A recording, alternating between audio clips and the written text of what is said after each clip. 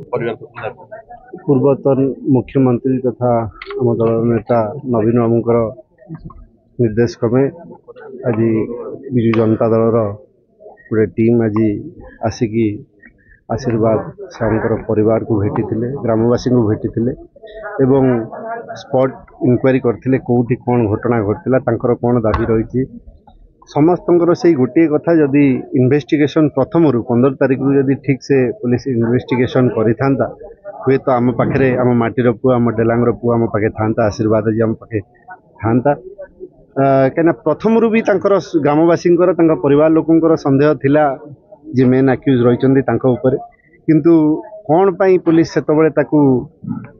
पाखु नहीं इन्वेस्टिगेशन कले नहीं पचरा उचरा कले नहीं एवं परवर्ती समय जो 18 तारीख जो डॉग स्क्वाड आसला जो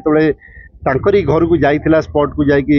डॉग पहुंचीला तापर जो पुलिस ग्रामवासी जो दाबी रहा आपको इन्वेस्टिगेशन करूँ जहाँ दिलु बाबू कहते बापा कहते इन्वेस्टिगेशन करूँ आम समस्त आपरे संदेह अच्छी से नहीं इन्वेस्टिगेशन करते कौन पाई परवर्ती समय क्या चापरे चेपा होगी छाड़ी देते तदंत हवा दरकार एवं परवर्ती समय जो ग्रामवासी एवं परिवार विशेषकर परिवार सदस्य जो न्याय अपेक्षा 6 दिन बीतीगला बाध्य होगी जो परिवार लोक राजरास्त बसिले ग्रामवासी एवं डेलांग ब्लॉक विभिन्न पंचायत मुरबी माने समस्ते सहयोग देते समस्ते उपस्थित थे एवं दुखर विषय 46 जनों ना पुलिस परवर्ती समय केस रुजु कला न्याय मागिया जो मैंने जाइए से उल्टी केस खाइले एवं कोउटी ना कोउटी आमर समस्तंकर संदेह रहुची कहीं तदंत ठीक भाव में हैला नहीं एवं जेहेतु ये विभाग टी रही माननीय मुख्यमंत्री मोहन माझींकर होम डिपार्टमेंट तांको अधीन रोची दुर्भाग्यर विषय आज को 8 दिन हो गला 15 तारीख रु 23 तारीख 8 दिन हो गला मुख्यमंत्री तरफ किछि प्रक्रिया कथा आसीनी आश्वासन तो दूर कथा किछि कथा भी मध्य से रखी ना एवं दुखर विषय जो दिन स्ट्राइक थिला जो परिवार लोक डिमांड कले कि कलेक्टर ये स्पॉट को आसतु आम बारंबार कलेक्टर को समस्ते लगेलु आपण मान सम्मुखें भी लगेलु किंतु फोन बारंबार स्विच ऑफ आसाला आम पुलिस प्रशासन का जो एसपी प्रतिनिधि हिसाब से एडिशनल एसपी आसते निवेदन कलु आप स्पेशल मेसेंजर जरिया कहतु आम कलेक्टर सहित परिवार भेटापी चाहते कथापी चाहते किंतु तरफ किसी उत्तर आसलानी कि परवर्ती समय भी से आसिक परिवार को भेटले कि ग्रामवासी को भेटले कौन मिलला ना परिवार एवं ग्रामवासी 46 जनों ना केस रुजु करागला किए रुजु कला पुलिस निजे रुजु कला ये है न्याय प्रक्रिया कौन कहे दोषी विरुद्ध दंड कौन निश्चित रूपे दोषी विरुद्ध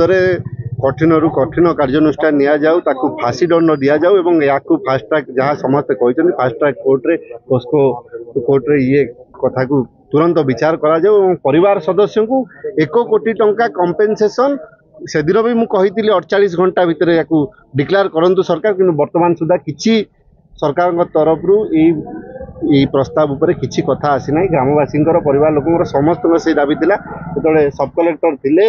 एडिशनल एसपी थे से आमको प्रतिश्रुति देते कि नहीं आम ये कथाटी सरकार पाखे पहुँचेबू जहाँ दिलु बाबू कहते कि परवर्ती समय सब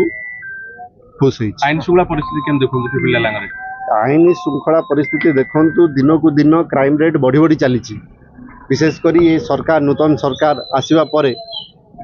ये खाली डेलांग घटना नुहे किसी दिन तले पिपिल ये घटना होता 9म श्रेणीर झीटी प्रेग्नेंट हो जाता आप सब तथ्य रही ये खाली खाली डेलांग पिपिल कथा नुहे सारा ओडिशार कथा एवं ड्रग्स बेपार हिरोइन कारोबार ड्रग्स कारोबार ये बढ़ी बढ़ी चली चोरा मद कारोबार बढ़ी बढ़ी चली दिन राति खଣି माफिया राज चलती।